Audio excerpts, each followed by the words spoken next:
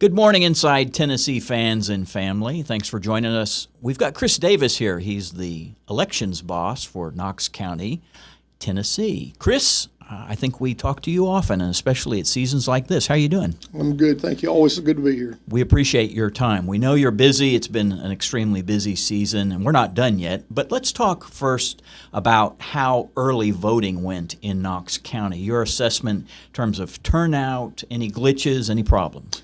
Early voting overall went relatively well. It's obviously with the fact we have a Thursday election. Early voting schedule is a little bit different. We had 3 Fridays, 3 Saturdays.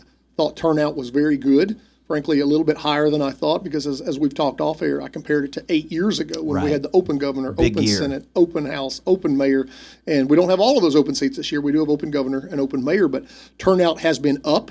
And so very pleased to see that. Obviously, the folks that chose to vote, not many hiccups, really. We've had a few candidate issues, always a few sign issues. Signs are going to be the death of me, I'm afraid. And then, we had a couple polling places that we're going to look at and maybe change, certainly one of them for the October-November election. But overall went pretty well. We have two things that are going on August the 6th, the Thursday, which you mentioned. Mm-hmm. We've got county general, and then we've got primaries for state and federal offices. So two different kind of things running on a parallel track for people.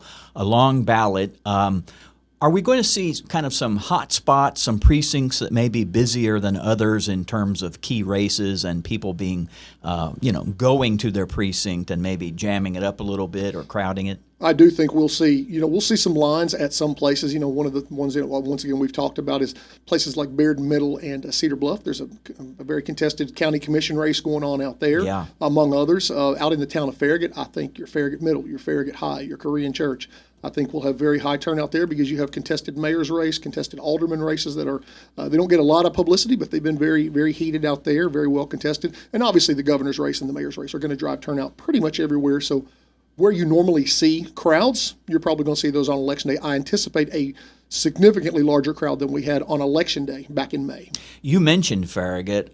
No offense to Farragut. My apologies. Sometimes we just trust that you guys are doing great things out there and we don't pay so much attention. But yeah, things have gotten a little spicy out there. You've heard a little flack and there have been some complaints or what have you about this or that in the election or as it's been going on. Yes, and I will say one of the big benefits for us is we started voting in May at the Farragut Community Center. It's been awesome. Great place to vote. Love those folks out there. Voters seem to be very pleased, so we're very happy with that. Yeah.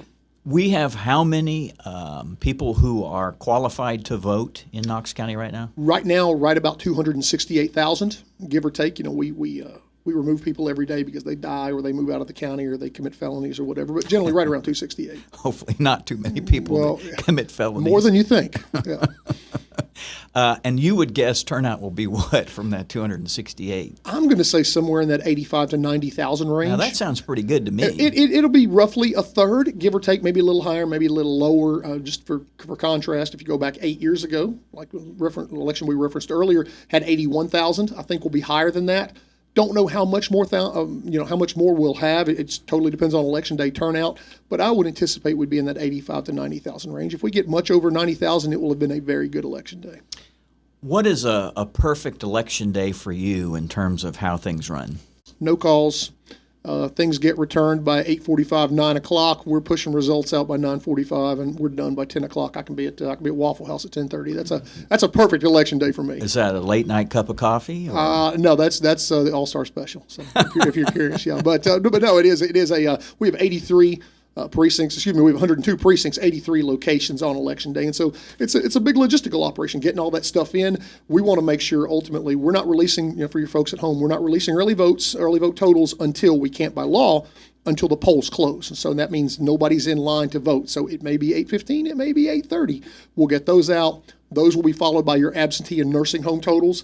Then those will be followed by precincts as they come in throughout the evening. And generally speaking, your city precincts get in sooner because they're closer. Generally speaking, your places out like in Farragut or in Raccoon Valley or out down in Gap Creek, those are going to take a little bit longer to get in because they have longer to drive.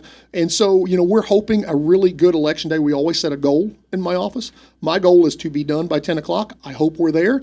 Sometimes that doesn't always happen, but frankly, when I compare us to California or something like that, if we get done election night, we're doing pretty good. I think Don and Susan would appreciate being done by 10 as well. Chris Davis, always a pleasure to talk to you. We hope the night goes swimmingly, and we'll be communicating with you that night.